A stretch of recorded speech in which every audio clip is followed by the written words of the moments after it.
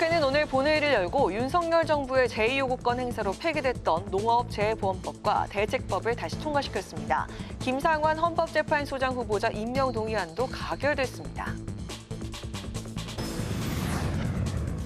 강선우 여성가족부 장관 후보자가 국민께 사과드린다며 자진 사퇴했습니다. 여당은 결단을 존중한다고 했고 야당은 인사검증 시스템 개선을 촉구했습니다.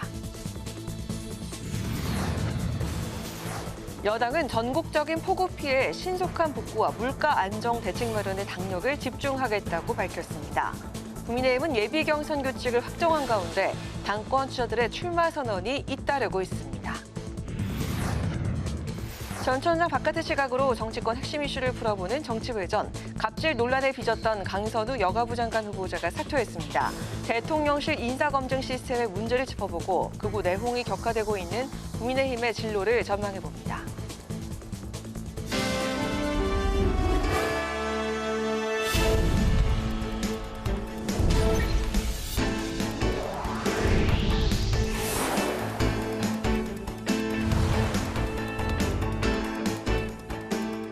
여러분 안녕하십니까? 7월 23일 수요일 국회 라이브 6 시작하겠습니다. 더불어민주당은 지난 윤석열 정부에서 제2요구권 행사로 폐기됐던 농업 4법을 7월 국회에서 처리하겠다고 공언했었는데요. 오늘 본회의에서는 농업 4법 중 농업재해보험법과 대책법안 2개 법안이 통과됐습니다. 김상환 헌법재판소장 후보자 임명 동의안도 본회의에서 가결됐습니다. 김동길 기자입니다. 국회는 본회의에서 농업재해보험법안과 농업재해대책법안을 여야 합의로 통과시켰습니다. 이 두 법안은 양국관리법과 농수산물 가격안정법과 함께 이른바 농업 4법으로 불려지는데 오늘 본회의에서 2개 법안이 먼저 통과된 겁니다. 농업재해보험법안은 자연 피해로 인한 손해는 보험료 할증을 제외하도록 했고 농업재해대책법안은 생산 과정에서 투입된 비용도 보전해주는 내용을 명시했습니다. 두 법안은 지난 정부에서 제2요구권 행사로 폐기됐다 다시 통과된 건데 여야는 기존 법안에서 정부 기준을 충족하는 재해한의 할증을 제한하도록 수정했고 보험 가입 여부를 고려해 지원 수준을 정할 수 있도록 했습니다. 오늘 본회의에서는 김상환 헌법재판소장 후보자 임명 동의안도 통과됐습니다. 앞서 국회 인사청문특위는 인사청문회를 실시한 뒤 여야 합의로 청문심사 경과 보고서를 채택했습니다. 헌법재판소 재판관 후보자를 겸하는 헌법재판소장 김상환 임명 동의안은 총 투표수 264표 중 가 206표, 부 49표, 기권 9표로서 가결되었음을 선포합니다. 이 밖에 국회는 국가나 지방자치단체가 마을기업의 설립과 운영에 필요한 행정, 재정적 지원을 할 수 있는 근거를 마련한 마을기업 육성 및 지원에 관한 법률안 등 21개의 법안을 처리했습니다. 한편 우원식 국회의장은 기록적인 폭우로 인한 피해 복구를 위해 국회도 필요한 지원을 아끼지 않겠다고 밝혔습니다. 희생자들의 명복을 빌며 실종자의 빠른 구조를 기원합니다. 가족과 삶의 터전, 생계수단을 잃고 고통받고 계신 이재민 여러분께 깊은 위로의 말씀을 드립니다. 우 의장은 대형 산불과 폭우 등 기후위기 심각성에 대한 경각심이 더 커졌다며 기후재난에 대비하기 위한 국회 차원의 관심과 노력에 박차를 가하겠다고 강조했습니다. 국회방송 김동길입니다. 강선우 여성가족부 장관 후보자가 자진 사퇴 의사를 밝혔습니다. 민주당은 강 후보자의 결단을 존중한다고 밝혔고 국민의힘은 인사검증 시스템 개선을 촉구했습니다. 한규미 기자입니다. 강선우 여성가족부 장관 후보자가 보좌진 갑질 의혹 등 각종 논란 끝에 결국 자진 사퇴했습니다. 강 후보자는 SNS를 통해 저로 인해 마음 아프셨을 국민께 사죄드린다며 채찍을 받아들여 성찰하겠다고 했습니다. 그러면서 많이 부족하지만 모든 것을 쏟아부어 잘해보고 싶었다고 덧붙였습니다. 지난 2000년 인사청문 제도가 도입된 이후 현역 의원이 낙마한 사례는 이번이 처음입니다. 민주당은 강 후보자에게 따로 연락을 받은 적은 없고 후보자의 결단을 존중한다고 말했습니다. 본인이 여러 가지 상황을 보고 이런 결단을 내린 것으로 생각을 하고요.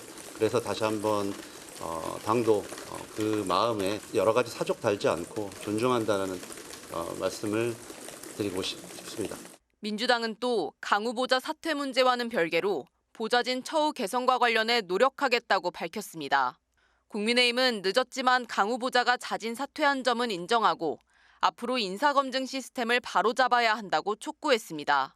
늦었지만 자진 사퇴했다는 점을 인정하고 앞으로 이재명 정권에서 인사 참사가 다시 재발하지 않도록 인사청문회를 준비하는 인사검증 시스템 이거 반드시 바로잡아야 한다는 점을 강조해서 말씀드립니다. 국민의힘은 여성과 가족 그리고 약자를 아우르는 마음을 가지고 살아온 사람이 후임 여가부 장관 후보자로 추천돼야 한다고 말했습니다. 국회방송 한규미입니다. 더불어민주당은 수해 피해를 신속하게 복구하고 8월에 예측되고 있는 폭우 대책도 세우겠다고 강조했습니다. 또 폭우와 폭염에 따른 피해 작물의 물가 안정을 위한 대책 마련에도 당력을 집중하겠다고 밝혔습니다. 김동희 기자가 전합니다. 더불어민주당은 폭우 피해 복구와 일상 회복에 속도를 내겠다는 강한 의지를 보였습니다. 복구 장비 등 현장에 필요한 자원과 행정이 제때 투입되도록 정부와 힘쓰겠다고 밝혔습니다. 이상기후에 대한 대책 마련도 강조했습니다. 8월에도 폭우가 우려된다는 예측이 있습니다. 민주당은 예방과 재발 방지 대책도 빠르게 수립하겠습니다. 민주당은 경기 가평과 충남 서산, 경남 산청 등이 특별 재난지역으로 선포된 데 이어 중앙재난본부 조사 후 추가로 재난지역 선포가 있을 거라고 밝혔습니다. 주민들이 재난지원금과 공공요금 감면 등의 지원을 받게 되지만 피해에 비해 부족한 만큼 추가 지원 방안도 마련하겠다고 강조했습니다. 또 농작물 가격이 오르면 민생 회복세가 꺾일 우려가 있어 물가 안정 대책도 세우겠다고 밝혔습니다. 이번 폭우로 피해를 입은 작물들은 이른 폭염에 가격이 많이 오른 상태입니다. 당 물가 대책 TF를 중심으로 피해 작물, 식료품 등의 물가 안정을 위한 대책을 마련하겠습니다. 민주당은 윤석열 전 대통령 부부가 국민과의 싸움을 멈추지 않고 있다며 부창부수라고 지적했습니다. 전현희 수석 최고위원은 윤 전 대통령이 비상계엄이 정당하다고 선동하며 끝까지 죄를 뉘우치지 않고 있다고 강하게 비판했습니다. 김병기 당대표 직무대행도 일말의 양심이 남아있다면 조용히 침묵하며 특검 수사와 재판에 무조건 협조하라고 촉구했습니다. 국회방송 김동희입니다. 국민의힘이 전당대회 예비경선의 일반 국민 여론조사 결과를 반영하기로 했습니다. 장동혁 주진우 의원이 당대표에 도전장을 던지면서 당권 경쟁도 본격화하고 있습니다. 김지수 기자입니다. 국민의힘이 전당대회 예비경선 룰을 확정했습니다. 전당대회 선관위는 예비경선에서 민심과 당심을 50%씩 반영해 본선에 진출할 4명의 후보를 압축하겠다고 밝혔습니다. 지난 전당대회에서는 책임당원 투표 결과만 100% 반영했지만 이번에는 일반 국민 여론조사 반영 비율을 대폭 높이기로 한 겁니다. 당권 주자들의 출마도 이어지고 있습니다. 오늘은 장동혁 의원이 보수의 새로운 길을 만들겠다며 당대표 출마를 공식화했습니다. 107명의 의원을 단일 대오로 만들어 의회 폭거를 자행하고 헌정 질서를 파괴하는 더불어민주당 그리고 이재명 정부와 제대로 싸우게 만드는 것이 바로 혁신의 시작입니다. 장 의원은 제대로 싸울 수 있는 인재를 발굴하기 위해 인재영입위원장을 당 5역에 포함시키고 상근직으로 전환하겠다고 밝혔습니다. 주진우 의원도 당의 전열을 재정비하고 젊고 강한 보수로 탈바꿈하겠다고 SNS를 통해 출사표를 던졌습니다. 한편 국민의힘은 오늘 혁신안에 대해 논의하기 위해 의원총회를 소집했지만 결론을 내리지 못했습니다. 곽규택 수석 대변인은 윤희숙 혁신위원장에게 연락했지만 참석 여부에 대해 답변하지 않았다고 밝혔습니다. 그러면서 혁신안을 논의하기 위한 자리를 다시 마련하겠다고 덧붙였습니다. 다음 의총에서 혁신위원장께 혁신안에 대해서 그런 설명을 듣고 다시 한번 토론하고 의견을 나누는 그런 자리를 마련하기로 했습니다. 하지만 윤 위원장은 의총에 불러주면 가겠다고 했지만 오늘 아침까지도 참석하라는 연락이 없었다고 반박했습니다. 국회 방송 김지수입니다.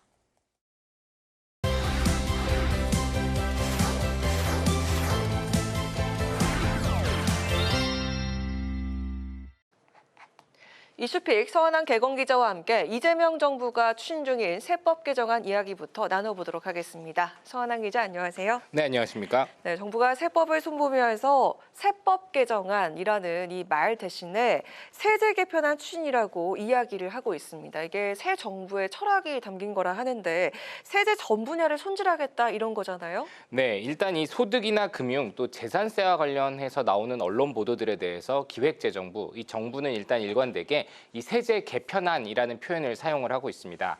기재부는 일단 용어 사용은 큰 의미가 없다라고 설명은 하지만 지난 2년간은 세법 개정안이라는 표현을 사용해왔던 점을 비교할 때 앞으로 법인세 등 이 대대적인 세제 개편 가능성이 거론되는 대목입니다. 그리고 이 이재명 정부의 첫 번째 세법 개정안의 핵심 내용은 이 배당소득 분리과세가 될 것으로 보입니다. 국회에 이 기존에 발의된 법안보다 이 분리과세 혜택을 받는 대상은 늘리되 감세의 폭은 줄이는 방안이 유력하게 거론이 되는데요. 이 배당소득 분리과세, 이 배당으로 번 돈을 다른 소득들과 합치지 않고 따로 떼어서 이것만 가지고 세금을 매기는 방식인데 기존에는 높은 세 부담 탓에 이 기업 대주주들이 배당을 꺼렸고 자연스럽게 증시로의 자금 유입 요인이 떨어지면서 코리아 디스카운트를 유발하는 요인 중에 하나다라는 비판을 받아왔습니다.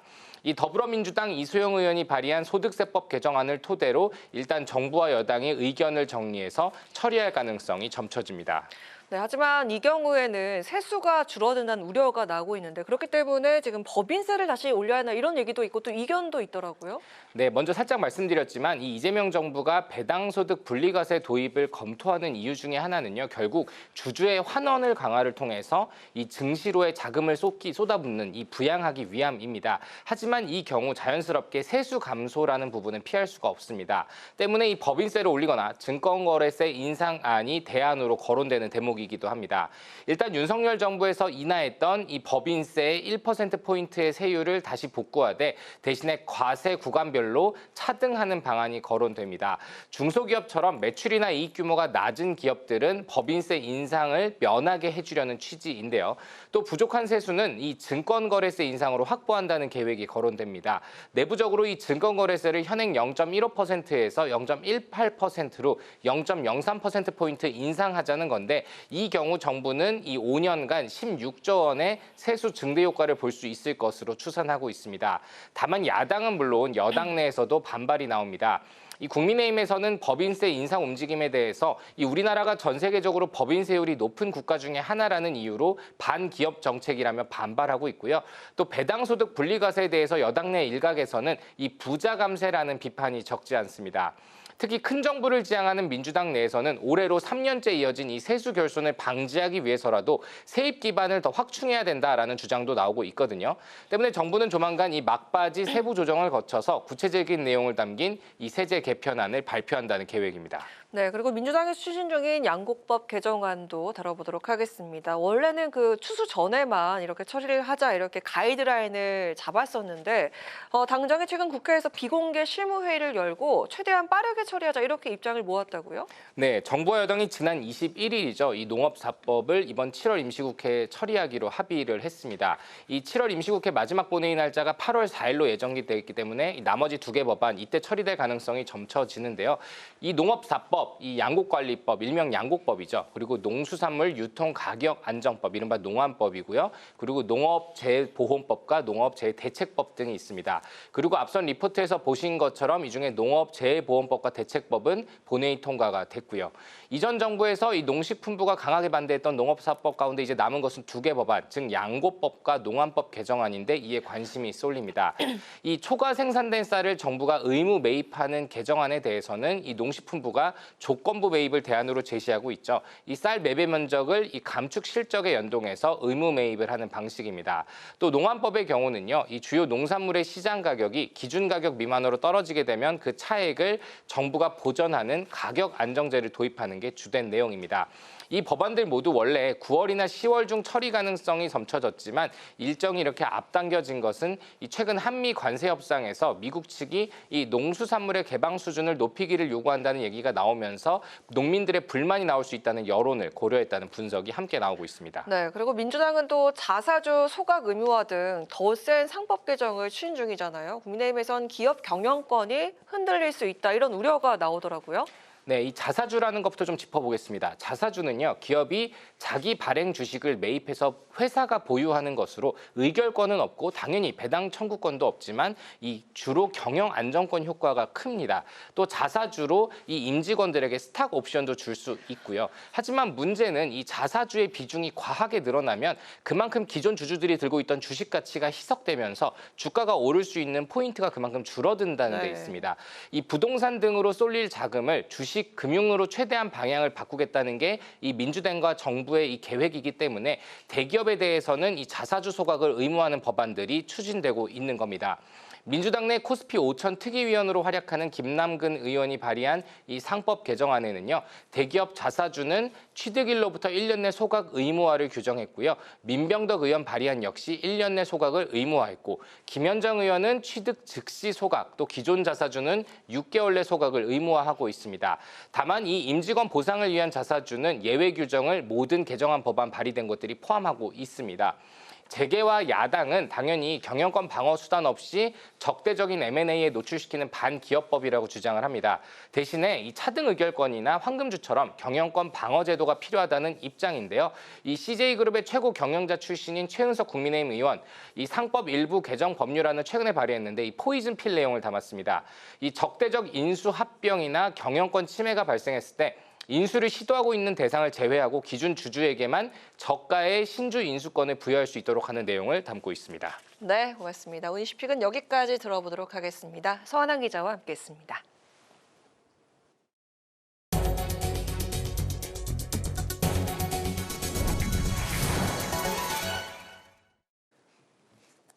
한성숙 중소벤처기업부 장관 후보자와 전재수 해양수산부 장관 후보자에 대한 인사청문 경과 보고서가 여야 합의로 채택됐습니다. 네이버 대표이사를 지낸 기업인 출신 한성숙 후보자와 보스토팟 부산의 유일한 민주당 현역 의원인 전재수 후보자는 모두 큰 이견 없이 산자위와 농해수위에서 채택 안건이 의결됐습니다. 이로써 이재명 정부 초대 내각 중 여야 합의로 청문 보고서가 채택된 후보자는 조현 외교부 장관, 김정관 산업통상자원부 장관, 그리고 윤호중 행정안전부 장관 등 모두 9명이 됐습니다. 더불어민주당 정치검찰 조작기소 대형 TF가 대장동 사건과 쌍방울 대북송금 사건 등 지난 정권에서 정치적 표적 수사 의혹이 제기된 주요 사건들을 집중 점검했습니다. TF 단장인 한준호 의원은 최근 여러 재판과 수사를 통해 검찰 조직에 문제점이 드러나고 있다며 억지 수사와 조작 기소를 바로잡겠다고 밝혔습니다. 민주당은 이번 TF의 활동이 이재명 대통령 사건뿐 아니라 중대하고 의미 있다고 판단되는 사건들도 의원들과 협의해서 살펴볼 예정이라고 설명했습니다. 국민의힘은 민주당의 판사처벌법 입법 추진과 관련해 사법부를 권력의 시녀로 만들려는 갑질은 더 이상 안 된다고 비판했습니다. 국민의힘은 논평을 통해 민주당이 검찰 해체도 모자라 이제는 판사까지 처벌하려 한다면서 이 모든 것은 후일 재판을 받아야 할 이재명 대통령을 지키기 위한 자기 방어일 뿐이라고 주장했습니다. 이어서 법이 권력의 심기를 살피는 날 법치주의는 무너지고 정의는 사라진다며 민주당이 입법으로 판사의 눈과 귀 그리고 입을 막아선 안 된다고 강조했습니다. 우원식 국회의장이 임진각에서 유흥식 추기경을 만나 남북 간 역대 합의 정신에서 한반도 평화의 길을 다시 찾아야 한다고 강조했습니다. 우 의장은 새 정부가 출범하면서 대북 확성기 방송을 전격 중단했고 북측도 호응하면서 접경 지역에 평화가 찾아왔다며 이를 더 크게 확장하는 것이 우리의 과제라고 강조했습니다. 또 2027년 세계 청년 대회를 계기로 레오 14세 교황의 방한과 방북이 이루어지기를 희망했고 유 추기경은 한반도 평화 정착을 위해 교황청도 역할을 다하겠다고 화답했습니다.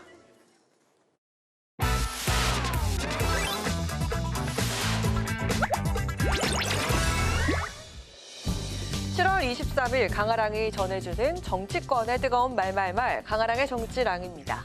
자, 오늘 첫 번째 주제는 한국형 스테이블 코인입니다.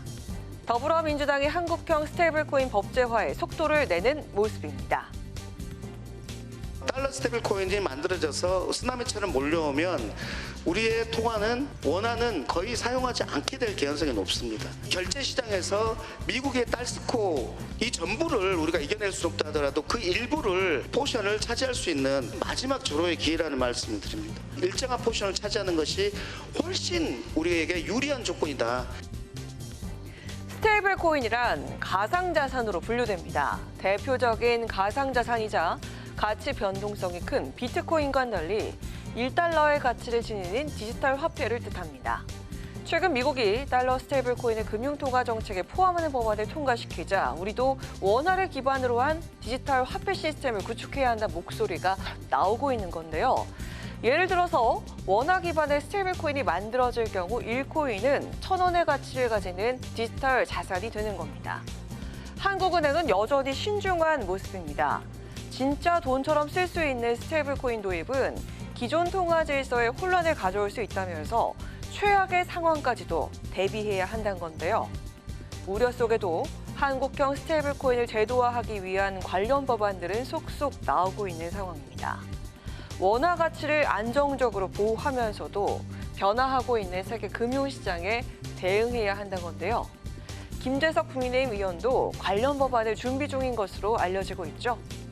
실물 경제와 연결된 새로운 디지털 화폐 세상이 열리게 될지 지켜봐야겠습니다. 자, 이어서 오늘 두 번째 주제는 혁신 방향입니다. 당 재건을 목표로 출범했던 국민의힘 혁신위원회가 표류하는 모습이 이어지고 있죠. 오늘 의총을 연 국민의힘은 끝내 혁신안에 대해서 결론을 내지 못했습니다. 일각에선 혁신위가 동력을 잃은 만큼 차기 지도부가 당 쇄신의 역할이 맡게 되지 않겠냐는 의견도 나오고 있습니다. 혁신 방향을 두고 당권 주자들의 입장은 첨예하게 나뉘고 있는데요. 과감한 인적 청산만이 국민의힘이 다시 사는 길입니다. 당과 보수 진영을 위기에 빠뜨리고 여전히 기득권을 움켜쥐고 있는 당내 구태석들을 업참마속하지 않으면 우리 당과 보수의 미래는 없습니다. 혁신은 탄핵의 바다가 아니라 계엄의 원인에서 시작되어야 합니다. 끊임없이 의회 폭거를 저지른 더불어민주당에게 계엄 유발에 커다란 책임이 있습니다. 더불어민주당 그리고 이재명 정부와 제대로 싸우게 만드는 것이 바로 혁신의 시작입니다. 윤희숙 혁신위원장이 제안한 혁신안에 공감대를 형성한 조경태 후보와 안철수 후보는 당내 인적 쇄신을 강하게 주장하는 반면 장동혁 후보와 김문수 후보는 당 내부를 향한 쇄신이 아닌 정부 여당과의 싸움이 혁신이라면서 강조하고 있는 상황입니다. 극우로 같이 동참할 거냐 아니면 건강한 보수로 가는데 동참할 거냐 각 의원들이 지금 굉장히 좀 흐릿하게 생각하고 있던 부분들에서 이게 그게 아니네 굉장히 중요한 방향을 정립하는 것이네라고 본인들이 다시 입장을 만들고 자리를 찾아가는 과정이 저는 시작되고 있다고 봐요. 그게 바로 그 전당대회 주자들이 지금 극우냐 혁신이냐의 싸움을 시작한 거잖아요. 이런 가운데 조경태 후보는 오늘 혁신 원탁회를 제안했죠. 당을 위해선 혁신을 중심으로 한 후보 단일화가 절실하다는 겁니다. 안철수 후보는 해당 제안에 아직 시기상조라면서 선을 긋는 모습인데요. 초선인 주진우 의원도 당대표에 출마하겠다는 의지를 보였죠. 당내 만연해 있는 갈등과 무기력함을 끊어내겠다고 강조했습니다. 한편 꾸준히 유력 주자로 거론되는 한 전 대표는 장고를 이어가는 모습입니다. 저마다 혁신 방향을 제시하며 출마 의지를 드러내고 있는 당권주자들. 다음 달 22일 치러질 전당대회에서 국민들의 공감을 이끌어낼 주자는 누가 될까요? 지금까지 강한항의 정치랑이었습니다.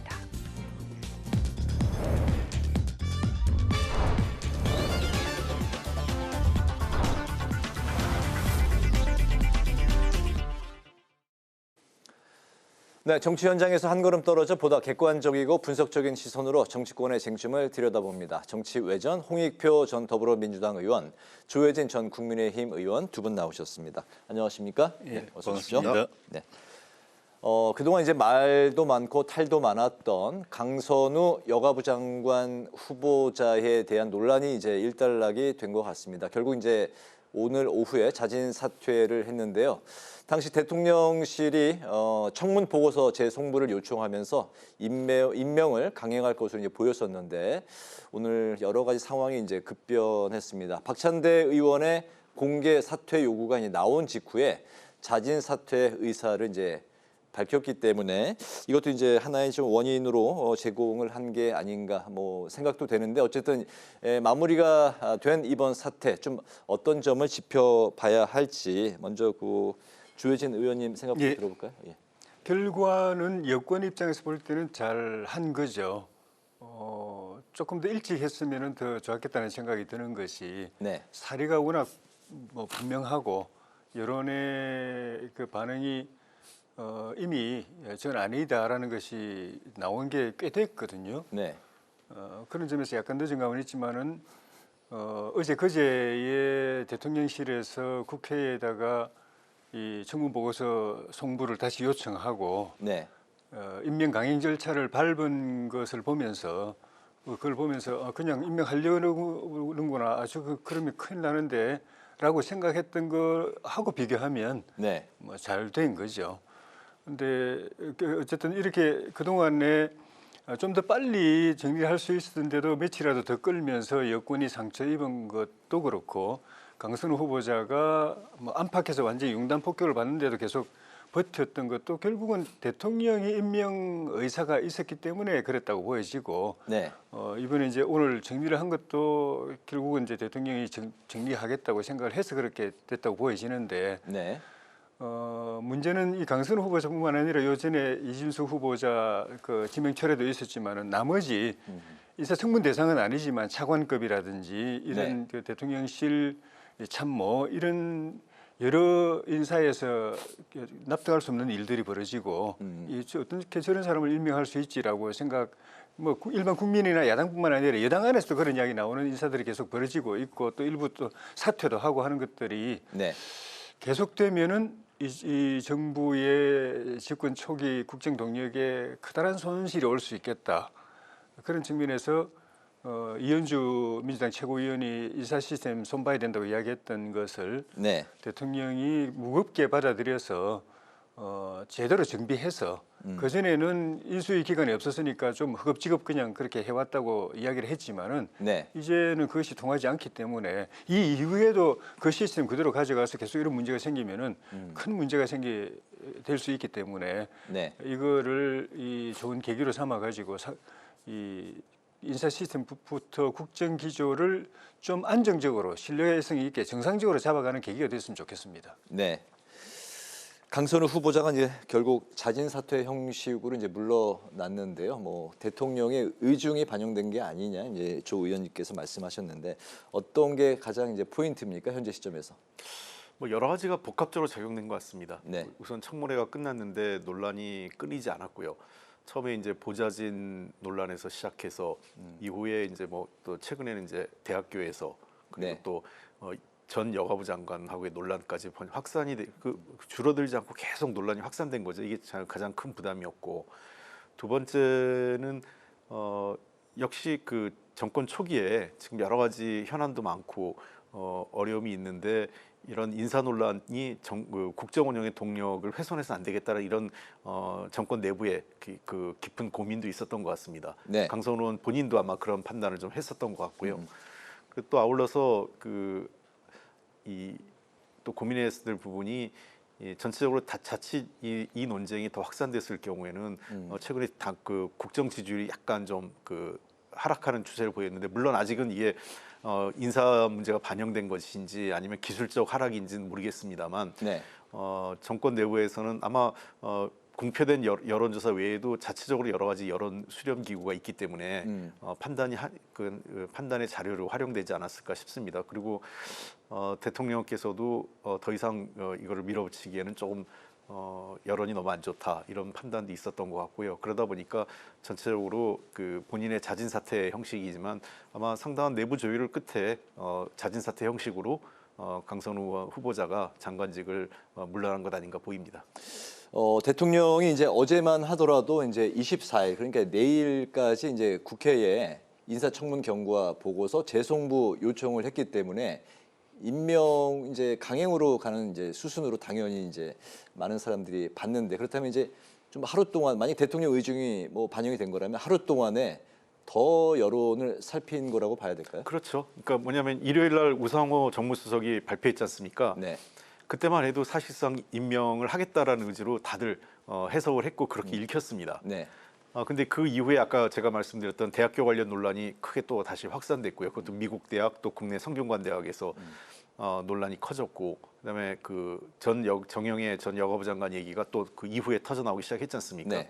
그리고 그 주초에 여론조사 국정 운영 지지도하고 정당 지지율 등 여론조사 발표됐고 또 강선우 후보자 그 적격 여부에 대한 또 한 언론기관에서 여론조사도 나왔고요. 매우 부정적 여론이 높은 것으로 나왔고 등등 이런 것들이 추가적인 대통령과 그 대통령실 그리고 여권 지도부에서 다시 고민해야 될 변수가 작용이 된 것 아닌가 생각됩니다. 네, 아까 이제 조혜진 의원님이 이제 말씀하셨는데 민주당 최고위, 그러니까 이원주 의원이 인사 검증에 대해서 이제 사과 발언을 했는데 인수위가 이제 없이 출발했다고 하더라도 계속해서 이제 인사에 대한 잡음이 이제 나오고 있는데 강준우 국민통합비서관, 오광수 민정수석. 이진숙 교육부 장관 후보자 또 이번에 이제 강선우 여가부 장관 후보자까지 계속해서 이렇게 이제 나오고 있는 상황이기 때문에 좀 인사 검증의 시스템도 한층 더 좀 엄정하게 철저히 검증할 필요가 있지 않냐 이런 얘기가 많이 나오고 있네요. 네, 아마 이제 특히 이현주 최고위원이 얘기한 거는 이제 그 강준욱 교수 때문에 그 국민소통 국민통합비서관이죠. 네. 국민통합비서관 때문에 더 이제 그 얘기가 된 것 같고 실제로 저희도 그 내용을 듣고 깜짝 놀랐습니다. 뭐 좌우 뭐 보수 진보를 가리지 않고 인재를 쓰는 것은 다 저희들도 찬성하지만 핵심 기준은 비상계엄과 내란에 대해서 찬성한 사람을 쓰는 건 문제가 있다라는 게 초기에 다 일정한 합의가 있었거든요. 근데 전혀 반하는 사람이 들어왔다는 것에 대해서 깜짝 놀랐고요. 그런 측면에서 아마 이현주 최고위원이 지금까지는 인수위 없이 출범한 인사치고는 나쁜 건 아니라고 저는 생각을 해요. 전체적으로 봤을 때. 네. 과거 역대 정권 초기에 내각 구성할 때 이 정도 논란이 없었던 적은 없고 그때 다른 그 정부와 비교해 보면 논란이 그렇게 큰 것도 아닙니다. 다만 이제 몇몇 사람이 아주 상징적으로 불거져서 그런데 어쨌든 이런 문제 역시도 바로잡아야 되는 시스템적으로 그러니까 지금 걸러내지 못한 게 있는 거 아니겠어요? SNS나 그 사람이 쓴 저서 그다음에 평판 조회를 조금만 더 하면 걸러낼 수 있는 게 걸러내지 못했다기 때문에 이것은 시스템을 보완해야 될 필요가 있지 않느냐 이런 거고요. 결국은 대통령이 이번 판단한 것은 대통령과 정부 여당의 판단은 국민을 이기는 권력은 없지 않느냐 그런 측면에서 결과적으로 조금 늦었지만 잘된 선택을 했다 이렇게 보입니다. 네, 약간 이제 대통령의 의중이 이제 반영된 것 같다고 말씀하셨는데 그렇다면 이제 어려운 결정이었을 것이고 당연히 이제 본인이 이제 지명을 한 그런 이제 그 후보자였기 때문에 지명 철회를 한 그런 이제 뭐 상황까지 간 거에 대해서는 뭐 용단한 부분은 좀 평가할 만하다고 생각하십니까? 결과는 잘한 결정인데 그럴 수밖에 없는 결정이고 오히려 약간 늦은 느낌이 있고 그 사이에 정부 여당과 대통령 리더십이 일정한 상처를 입었기 때문에 오히려 안 했다면은 굉장히 큰 어려움에 처할 가능성이 높았다. 그런 점에서 뭐 특별히 잘했다기보다도 그럴 수밖에 없었고 좀 더 일찍 하지 했으면 상처가 덜했을 텐데 하는 그런 느낌이 드는데 어쨌든 형식은 자진 사퇴 형식을 취했지만은 결국은 대통령이 이제 놓기로 이제 마음을 정했기 때문에 그것이 어떤 형태로든지 간에 서로 소통이 돼 가지고 박찬대 원내대표가 또 공개적으로 그 촉구를 하고 한 것도 개인 의견은 아닐 것이고 대통령실의 이 기류, 특히 대통령의 생각을 뭐 거의 뭐 100% 정확하게 확인하고 했으리라고 보여지고 또 강선우 후보자도 박찬대 원내대표가 저렇게 이야기하는 건 대통령 뜻이다라고 이제 자기가 100% 믿었기 때문에 이러면 내가 더 버틸 수 없다라고 생각해서 딱 1시간 만에 손을 놓은 것인데 결국 이제 모든 인사의 뭐 결정권자이고 또 시작부터 끝까지 책임은 대통령에게 있거든요. 그 시스템도 있고 뭐 그 주변에 인사참모도 있지만은 그래서 이번에 강선우 후보자를 임명한 이유에 대해서도 사실 뭐 분명하진 않습니다. 여러 가지 뭐 이런저런 이야기들이 있지만 분명하진 않은데 어떻게 보면 대통령만이 아는 어떤 이유 때문에 결과적으로 자격이 안 되는 사람, 아주 문제가 많은 사람을 임명한 셈이 됐는데 이후에 이현주 의원이 말한 시스템이라는 것은 다른 여러 가지도 있지만은 대통령이 자기 생각으로 인사를 하는 거는 좀 이제 내려놓고 공론화하고 객관화하고 또 다른 사람들의 얘기를 다 모아가지고 프로세스를 통해서 합의되면은 대통령이 최종적으로 결정하는 그 시스템으로 바꿔야 된다는 뜻으로 보여지고 빨리 그렇게 해야 되고 일단 먼저 벌어져 있는 것들부터 제대로 얼른 수습하고 그 시스템을 구축하는 작업에 빨리 착수해야 될 걸로 봅니다. 알겠습니다. 그러면서 그 과정에서 이 지금까지 저 인수위 없이 그 전에 인사 과정에 참여했던 대통령의 성남 경기 라인 측근들에 대한 의존도 그것도 빨리 정리를 해야지 거기에 계속 의존하는 체제로 뭐 형태로 보면 형식상으로 보면 그 사람들이 무슨 수석 비서관도 아니고 비서실장도 아니지만은 다들 그렇게 생각하고 있거든요. 저 사람들에게 가장 크게 의존하고 있다고 다 보고 있기 때문에 그 체제를 빨리 손보지 않으면은 더 큰 문제가 생길 수 있다고 생각이 듭니다. 알겠습니다. 첫 이슈가 이제 오늘 마무리가 됐기 때문에 저희가 이제 좀 길게 다뤄봤고요. 이제 속도를 좀 내보겠습니다. 국민의힘은 혁신을 둘러싼 내홍과 당권 경쟁이 맞물리면서 혼란이 이어지고 있습니다. 오늘 의총에서도 윤희숙 혁신안에 대한 결론을 내지 못했는데 인적 청산과 전환길씨 문제를 놓고 이 당론이 많이 갈라져 있는 상태인데 전대를 한 달 남겨둔 시점에서 국민의힘이 지금 어디로 가고 있는 것인지 앞으로 혁신과 관련해서 국민의힘 이야기를 좀 넘어가 볼까요? 예. 참 되는 일이 제대로 없어서 혁신 결과가 나오는 게 없어서 답답한데 전당대회를 일단은 전당대회가 혁신 전당대회가 돼야 된다고 생각하고요.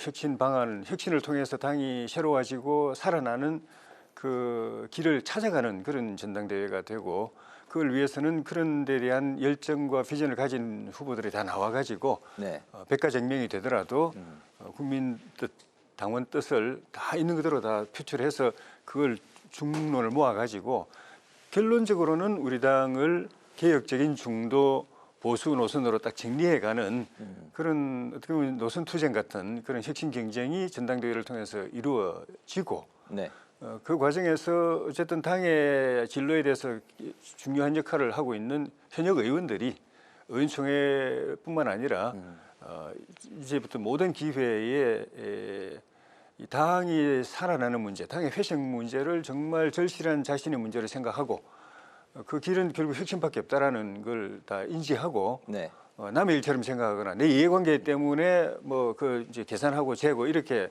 하지 않고 당이 혁신되고 새로워지고 국민 앞에 국민 속에서 다시 거듭나지 못하면은 내가 이 당에 있어 본들, 내 배지 달고 있어 본들, 내 미래는 없고 역할도 없다라는 걸 빨리 인식을 하고 그런 이제 그 개인적인 걸 떠나가지고 좀 공적인 그 생각을 가지고 혁신에 다들 참여하는 그런 변화가 의원총회를 중심으로 해서 현역 의원들을 중심으로 해서 더 빨리 일어나야 된다고 봅니다.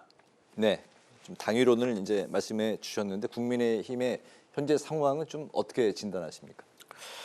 그러니까 여전히 그 탄핵과 내란 당시의 혼란들을 극복하지 못하고 있는 것 같습니다. 아직까지도 탄핵에 대해서 찬성이냐 반대냐 또 그리고 극단적인 아스팔트 우파 세력에 연계해서 그 사람들과 뭔가 손을 잡으려고 하는 그 시도들이 그러니까 혁신보다는 당권을 잡기 위해서는 수단과 방법을 가리지 않는 것 같아요. 그러니까 당의 미래보다는 당장의 당권 그리고 내년에 그 지방선거 앞둔 공천권 뭐 이런 것들이 더 훨씬 더 그 큰 기득권으로 또는 그 중요한 그 이 당권을 잡아야 될 이유로 지금 작동을 하고 있는 것 같습니다. 그러다 보니까 저는 이 국민의힘이 우리나라 대한민국을 어쨌든 대표했던 보수 정당 중에 하나인데 최근에서 정당 구조가 매우 취약해진 것 같아요. 취약하다 보니까 전환길 같은 그런 분들이 사실 정치권에 아무런 힘이 있는 것도 아닌데 그냥 보수 유튜버에 불과한데 이런 극단적인 분들이 당을 들었다 놨다 하는 구조가 되는 것은 정당 현재 국민의힘의 내부가 매우 취약한 상태다. 내부 구조가 그걸 상징적으로 보여주는 것 같습니다. 그래서 저는 빨리 지금 내부 그걸 마무리하고 정말 제대로 된 보수 정당으로 가기 위한 노력을 해야 돼요. 그러려면 다른 거 없습니다. 국민의힘이 수도권 정당이 되려고 노력해야 돼요. 네. 예, 왜냐하면 제가 자꾸 얘기를 하는 이유는 우리 당은 국회 의석 기준으로 1당이 되려면 수도권, 그러니까 서울, 경기, 인천에서 65%의 의석을 확보해야 됩니다. 근데 국민의힘은 최소 45% 얻어야 돼요. 국민의힘이 45% 얻었던 19대 국회에 1당이 됐었고 19대 국회, 20대 국회에선 35%밖에 못 얻었고요. 그다음에 21대 국회에서는 30%로 쪼그라들었다가 지금은 20%도 안 돼요. 22대 국회에서. 네. 그러다 보니까 압도적 다수 의석을 민주당에게 빼앗긴 꼴이 된 거죠. 그런 측면에서 국민의힘이 영남 정당이 아니라 수도권 정당으로서 민주당과 경쟁할 수 있는 그러한 정책적 비전, 그다음에 정치 철학적 가치를 새롭게 정립하지 않으면 저는 우리 제대로 된 보수 정당으로 다시 국민의 신뢰를 받기는 어렵다고 봅니다. 네, 체질 개선을 통해서 수도권 정당으로 네. 다시 거듭나야 된다. 그렇습니다. 알겠습니다. 민주당도 이제 전대 더 일찍 열리게 되는데 이제 한 열흘 정도 남았습니다. 8월 2일 전당대회 때 이제 폭우라는 이제 변수로 인해서 완샷 경선 이제 통합을 통해서 이제 진행하기로 확정이 됐는데 정청래 후보가 이제 초반에 앞서다가 이제 중요한 이제 호남 수도권 경선을 앞두고 이게 이제 8월 2일에 전부 통합해서 치르기로 결정이 난 상황인데요. 정청래 후보 굳히기냐 아니면 박찬대 후보의 뒤집기냐. 열흘 남았는데 어떻게 보십니까? 당초 접전이 예상됐는데 생각보다는 충청권하고 영남권에서 차이가 좀 많이 났어요. 네. 차이가 나더라도 충청권 같은 경우 원래 정청래 의원이 좀 우세했다고 봤는데 한 15% 안팎으로 봤는데 이게 한 거의 25% 이상 차이가 많이 났기 때문에 생각보다 차이가 많이 났고 남은 기간은 아직 표는 많이 남아 있습니다. 대체로 일반 여론조사까지 감안하면 전체 표의 한 20% 정도만 지금 개표가 이루어진 상황이거든요. 네. 나머지 한 8월 2일 날 나머지 80%가 권리당원, 그다음에 전국대의원 그리고 일반 여론조사까지 해서 나머지 80% 정도가 공개되는 거기 때문에 아직까지는 역전의 가능성은 남아 있습니다만 지금과 같은 어떤 큰 변화 없이 간다면 정청래 의원의 대세론이 좀 더 확산되는 거 아니냐 싶기도 하고요. 다만 지금 박찬대 후보 측에서도 다양하게 지금 노력을 하고 있고 그러다 보니까 좀 더 겸손한 모습을 보이는 것 같아요. 그러니까 선거운동보다는 재난 현장에 가서 국민과 함께하는 모습을 보이고 강선우 후보자 관련 문제에도 먼저 입장을 내는 등 여러 가지로 이제 뭔가 결단하고 정리하는 지도자의 모습을 보이면서 당원들의 지지를 좀 획도하려고 노력하는 것 같습니다. 마지막까지 한번 8월 2일 날 여러 가지 변수가 있기 때문에 끝까지 한번 당원들의 표심을 기다려봐야 될 것 같습니다. 네, 민주당 대표 선거 전당대회는 좀 지금 시점에서는 어떻게 예상하십니까? 관찰자 입장에서 보면은 이대로 가면은 정청래 후보가 되는 거죠. 네. 그런데 예를 들면은 이재명 대통령의 생각이 좀 더 분명하게 공개적으로 할 수 없지만은 권리당원들과 지지자들에게 보다 분명하게 좀 전달이 되거나 아니면은 호남과 수도권, 호남하고 이제 수도권이 좀 연계되어 있겠지만은 그쪽에서 이재명 대통령을 좀 이번에 확실하게 좀 밀어줘야 되겠다라는 그런 여론이 일어난다든지 하면은 반전의 계기가 마련될 수도 있을 텐데 그렇지 않고 이대로 가면은 큰 변수가 없을 것이고 이게 그냥 저희 뇌피셜인지 모르겠지만은 강선우 후보자 사퇴의 트리거 역할을 박찬대 후보자가 한 거는 결국은 이제 용산하고 대통령실하고 교감하에서 자기가 그 역할을 총대매고 한 셈이 되거든요. 네. 이런 것들이 혹시 박찬대 후보에게 어떤 힘이 실리는 작은 또 계기가 될 수는 있을까? 또는 용산의 의중이 박찬대 후보에게 예전이 확실히 아무래도 이쪽에 좀 더 실려 있다는 그런 메시지로 권리당원들이나 지지자들에게 갈 수 있을까? 또는 이후에 이런 또 이슈가 좀 더 이런 성격을 가진 이슈가 좀 더 많이 또 생길까 여부 네. 그런 것들이 관심사인데 그런 게 없으면은 뭐 정책력 후보 되겠죠. 박찬대 후보가 SNS에 이제 그 강선우 후보자에 대한 글을 올린 게 대통령실과 교감한 게 아니냐? 이거는 어떻게 뭐 좀 정치적인 상상력인가요? 어떻습니까? 글쎄요, 뭐 이거야말로 뭐 저도 확인할 수 없는 거기 때문에 어느 정도는 그래도 분위기를 파악하고 썼지 않을까 싶기도 합니다. 왜냐하면 박찬대 후보 스타일이 그 정말 대통령의 부담을 안 주려고 노력하는 정치인이거든요. 그런 네. 측면에서 그 대통령실의 분위기를 전혀 반대되는 상황에서 먼저 독단적으로 치고 나가진 않았을 것 같아요. 알겠습니다. 저는 어느 정도의 그 기류 변화 느꼈을지 않을까 생각됩니다. 네, 나머지는 시청자의 몫으로 판단은 남겨두겠습니다. 구윤철 경제부총리가 윤 정부 때 감세했던 법인세 복원을 예고를 했습니다. 정부는 2년 사이에 법인세가 40%나 이제 빠졌기 때문에 과세 기반을 확충해야 된다 입장이고 국민의힘은 포퓰리즘을 위해서 기업을 옥죄는 거라고 이제 반박을 했습니다. 법인세의 인상 여부 그리고 만약 인상을 한다면 인상폭은 좀 어느 정도가 이제 적당하다고 보시는지 어떻습니까? 저는 결론부터 말씀드리면은 법인세 인상은 좀 신중하게 해야 된다. 신중하게? 예. 그 지난 정부 때 윤석열 정부 때 법인세 감세를 통해서 세수가 좀 많이 줄었다라고 이제 판단을 하고 전체적으로 지금 재정 여력이 굉장히 취약한데 이재명 정부는 경제 살리기를 민간보다도 정부 주도로 하겠다고 천명을 했거든요.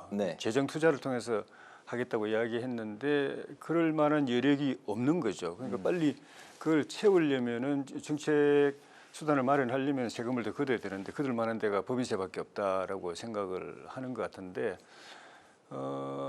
결국은 이재명 대통령이 늘 강조하듯이 경제 살리기를 한다면 그 주력은 기업일 수밖에 없는데 기업들로서는 지금 뭐 거의 절망적인 상황입니다. 이제 규제를 풀어줘야 되는데 규제는 노란봉투법이라든지 상법 개정이라든지 뭐 주 4.5일제 뭐 근무라든지 이런 걸로 막 그냥 꼭 재어오고 거기다가 법인세까지 이렇게 해버리면 투자 여력이 더 줄어들게 돼 있고 안 그래도 미국 통상 문제라든지 중국으로부터 추월당하는 문제라든지 여러 문제 안팎으로 완전히 지금 뭐 숨통이 쪼여있는 상황인데 이 정부마저 말은 기업이 경제 살리기 주역이라고 해놓고 행동을 거꾸로 하고 있게 되면은 기업들로부터는 방법이 없죠.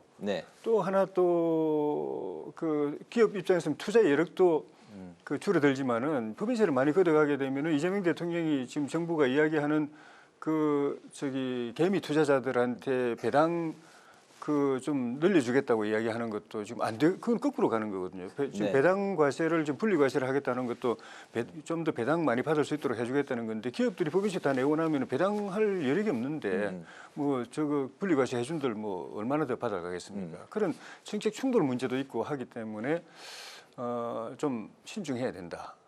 신중하고 정도는 같은 법인세율 하에서라도 많이 들어오려면 기업 실적 좋아지면 많이 들어오게 되지 않습니까?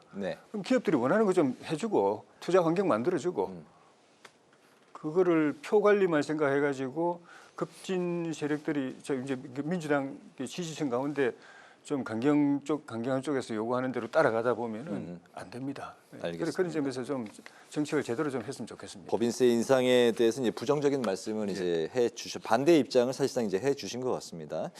법인세를 인상한다면 주주들에게 돌아갈 배당금은 어렵지 않겠냐 현실적으로 그렇게 말씀해 주셨어요. 뭐 꼭 그렇게 되지 않을 거로 보고요. 그러니까 이제 다만 지금 문제가 되는 것은 윤석열 정부 때 그 우려를 많이 했어요. 우리가 그 세율 인하에 대해서 우려를 했던 것은 세수 기반이 불확실한 속에서 이 세율을 인하하면 국가 재정은 어떻게 되느냐. 그러니까 윤석열 정부가 굉장히 이율배반적인 행동을 한 겁니다. 재정 건전성 얘기를 하면서 감세를 해서 도리어 세수 기반을 축소시키면서 재정 악화를 가져온 거죠. 그러니까 경제는 나빠져서 그러니까 재정적 수단은 없었죠. 그러니까 국가가 추경을 하거나 또는 재정을 통해서 경제를 활성화할 수 있는 수단도 없고 재정 적자는 점점 나빠지고 그러니까 그 경제가 축소 경제로 계속 악화되는 속에서 잘못된 감세 정책의 결과라고 생각을 합니다. 특히 이 법인세가 굉장히 많이 줄었는데 세율도 줄였지만 그때 시기적으로 그 회사들의 기업 실적이 안 좋았죠. 특히 삼성전자가 대표적으로 안 좋으면서 삼성에서 빠진 그 법인세 하락이 컸었거든요. 네. 그런 측면에서 레리 서머스라고 클린턴 정부 때 재무장관을 했던, 그리고 지금 하버드 교수인데 이분이 한 유명한 얘기가 있어요. 감세를 하려면 세수 기반부터 먼저 강화하고 감세를 해야 되는데 윤석열 정부 ABC가 안 된 거죠. 세수 기반 강화도 아직 해놓지 않은 상태에서 감세를 하면서 재정 악화하고 그다음에 국가 경제 위기의 대응력도 떨어뜨린 겁니다. 그런 측면에서 일단은 아마 정부는 그 1%, 25%에서 24% 인하된 걸 다시 환원하는 게 하나 있을 것 같고요. 그다음에 우리나라가 지금 명목세율과 실효세율 갖고 지금 논란이 많아요. 법인세는. 그래서 명목세율은 OECD 평균의 높은 편에 속하지만 실효세율은 낮습니다. 그러니까 여러 가지 감면 조치가 있는 거죠.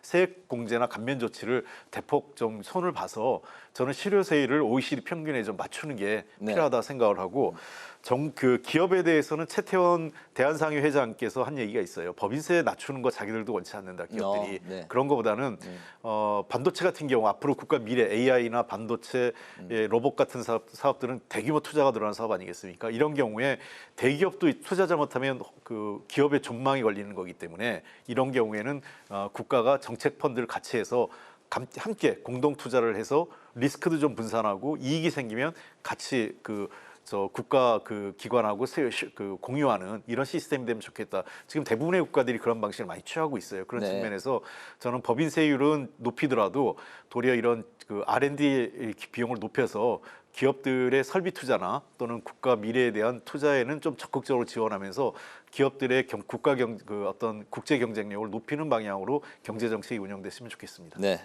법인세 인상에는 이제 반대하시는 입장을 말씀하셨고, 그러기보다는 R&D 등의 설비 투자에 국가가 더 좀 집중 투자를 하는 쪽으로 지원해 주는 거죠. 지원해 주는 쪽으로 가야 될 것 같다 말씀을 하셨습니다. 정치 외전 오늘 여기에서 이제 마무리를 하도록 하겠습니다. 지금까지 홍익표 전 더불어민주당 의원, 조혜진 전 국민의힘 의원 두 분과 말씀을 나눴습니다. 말씀 잘 들었습니다. 고맙습니다. 감사합니다. 오늘 국회 라이브 6도 여기서 마치겠습니다. 시청해 주신 여러분 고맙습니다.